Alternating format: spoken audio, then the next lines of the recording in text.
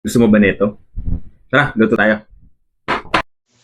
Mag-prepare lang ng mga kailangang gulay, patata, sibuyas, at syempre mamaya sili para sa sausawan, pechay, meron ding pechay bagyo para healthy.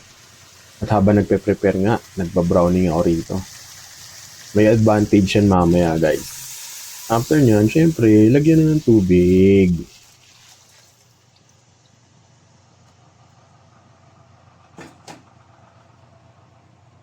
Isama mo na rin yung mga sibuyas, tapos lagyan ng asin, paminta, patis. Adjust mo na lang yung lasa pagka matabang.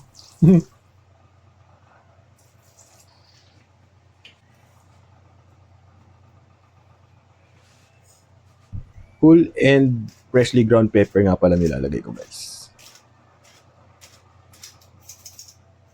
At huwag mong kalimutan kayurin yung nasa ilalim, yung browning kanina. Takpan at pakuluan. Pag kumulo na, yan, tanggalin mo yung mga scum. Pero dahil nag-browning ako, konti lang yung nakuha kong scum. Tapos, pakuluan mo na ulit para lumambot. Pag pork tender na, pwede na yon. Ilagay mo na ngayon yung patatas.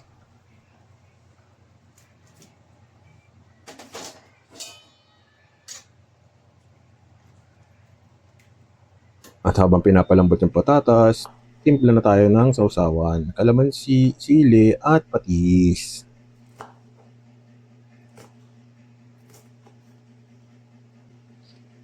Sa gilid ko pinipiga para yung buto hindi sumama.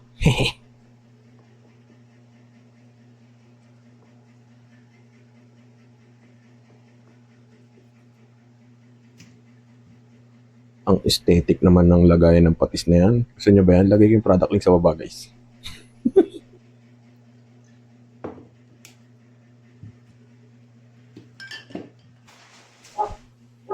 At nalimutan kong videohan yung paglagay ko ng gulay. So, ayan na. Luto na siya.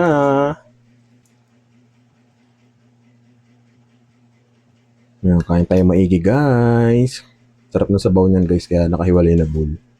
Nasa bahay lang ako. Usually sa bowl din ako kumakain. Pero yan, nakahiwalay kasi gusto ko yung sabaw. O ayan, di ba?